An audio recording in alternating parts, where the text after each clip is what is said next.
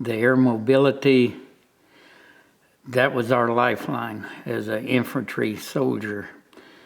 It found out that it took 10 guys in the rear to supply us. A lot of supply sergeants, cooks, clerks, you name it, medical care, ammunition, flying us out food, and the helicopter was vital to our survival. It took us into battle. It picked us up. My guys that I work with in construction want to know why I'm deaf, but how I can hear a Huey helicopter when it's 10 miles out. That's just something that we've picked up and it'll never leave us. Even today, I hear a Huey long before anybody else does. And they told us if we were wounded, that we would be in a medical facility in 20 minutes. And that found out to be true when I was medevaced out, that I was in Quinyon Hospital in 20 minutes.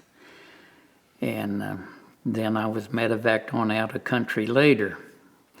But the Huey, we were always glad to see it because it brought us what we call Sundays, was come out once a week with items that we enjoyed, cigarettes, candy, sometimes beer.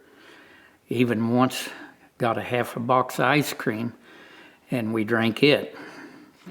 And somebody in the rear really has to be humping to supply those things to the infantrymen. I have the highest respect for those 10 guys in the rear. Although they may not have been in combat, they were vital for our support.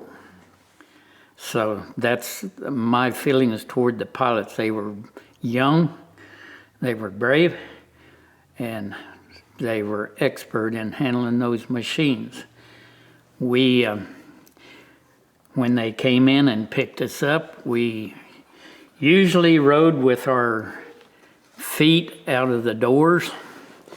And when we approached the landing zone, we climbed out on the skids of those choppers because we knew the pilots were nervous, we were nervous, and the enemy was probably nervous likewise.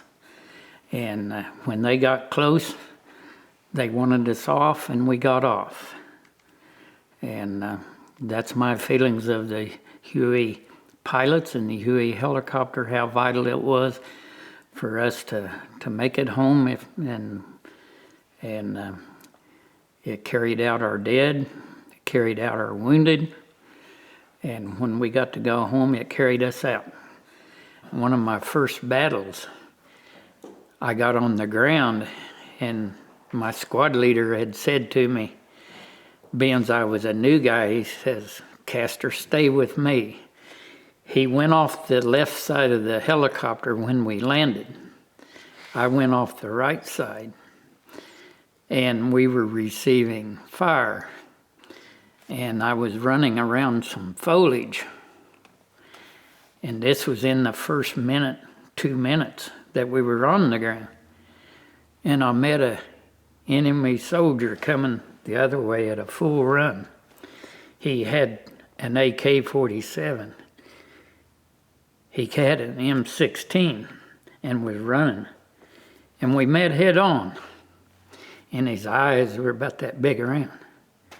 And mine was probably that big around. And he veered off and took off that way, and I went out and I rolled him over, and I looked at the stock on his M16 that he was carrying, and the guy behind me was named Baca. And I said, "Baca," I said, "where did he get that M16? And at the same instant, I saw a piece of tape that said Espinosa. That was my squad leader's weapon. I didn't go around the other side, but he had shot my squad leader, and Espinosa had 3 little kids from Chicago, Illinois, and this was a week or 2 before Christmas. I could imagine what Christmas they were going to have. My greatest memory of the service is it turned my life around. I was probably on a road to nowhere, but I feel like my character got turned around, more of a purpose, more of a proud person, very proud to serve my country. I took a pledge to serve my country, an oath to give my life for my country. I feel like it made a better person out of me.